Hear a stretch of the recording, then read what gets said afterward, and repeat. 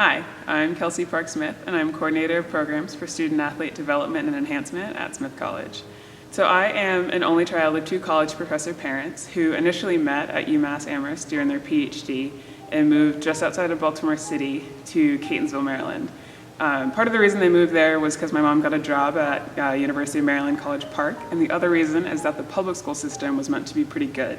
But due to rezoning and rehousing, we were rezoned to a public school that was throwing all the black kids in special ed, which my parents decided to save me from that fate and put me in private school. So I went to private school K through 12, moving schools due to different reasons.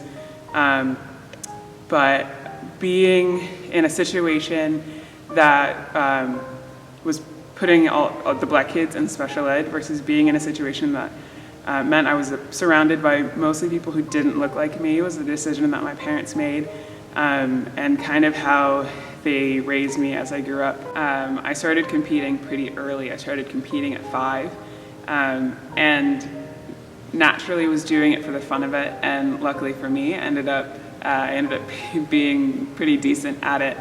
But what I didn't understand was that I was the only in Western Maryland, which very much takes on the position of being under the Mason-Dixon line. So I got extra attention, which I didn't like. And I got extra attention not just for being good, but for looking like the only, for being the only. And that's hard for a 5-year-old to understand. And I remember at one point asking my mom, "Mommy, why do I get extra attention? Why are these people staring at me?" And at that time, to a 5-year-old, she said, "It's because you're good, honey." But what I learned, and ultimately had to take a break from competing for, was that it wasn't just because I was coming out with a blue ribbon. And that pressure's hard on a kid. And that was fine, and my parents took me out of competing for a few years until I could really own that space of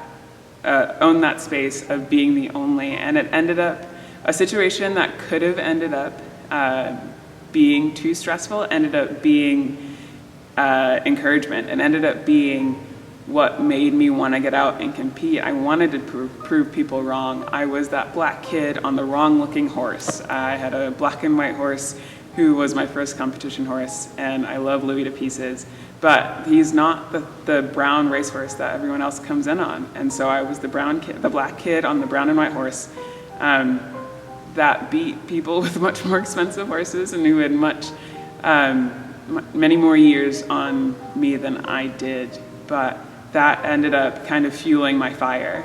As an only child in a neighborhood that our family integrated our neighborhood pool, to riding horses, to dancing competitively, I was always in situations where I was one of few or the only. And that became oddly a comfortable place for me, or something that I knew, which also meant that my identity as a black person ended up being very rooted in being the only. And growing up, being in social situations with other black people, I just felt outside. I felt othered. But I also didn't fit in with my majority white friends, so I ended up being too black for my white friends, or feeling too black for my white friends, or too white for my friends of color, which was painful. I didn't think about it too much. That was my norm. I was one of 2 people of color in my friend groups at the barn, and one of very few in my friend groups at dance, and one of a handful, and I felt like a floater, which kind of persisted until I got to Smith and really found a community of people of color that made me feel like I could be whatever variation of that I needed to be. And actually a Smith class that really looked at racial identity made me, for an essay, write about my racial background and my racial upbringing. And it encouraged me to have a conversation with my mom about that decision she made 18, 19 years before, about why she made that decision to put me in a majority white space instead of keeping me with people that looked like me. And I initially didn't understand that decision until she told me why. And that ended up kind of showing up in my life as I went through She didn't want to keep me, the little 3-year-old that wanted to ride horses, from people that looked like me if it was something that I really wanted to do.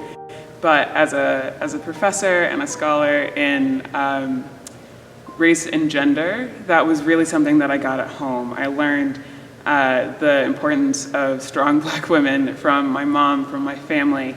That was something, we celebrate Kwanzaa every year. And being at Smith really helped me find my place and my position in the world, in my life, using those skills that I learned in majority white situations to my benefit. It's heavy. It's a lot of pressure to be the only one in a situation, but because it's a norm, because it's what I know, I am comfortable using those skills of what I know and my experience to help others. As the coordinator of programs for student athlete development and enhancement, race and diversity and equity and inclusion is a large part of what I do. And I'm happy and actually happiest when I get to use my experience as my experience is being othered to make sure that other people don't end up feeling that way. It's an ongoing discovery of my place in the world. But what I do know is that there's not one way to be Black. There's not one way to be a person of color. There's infinite ways, and whatever way that you are is the way that you are, and you're perfect how you are.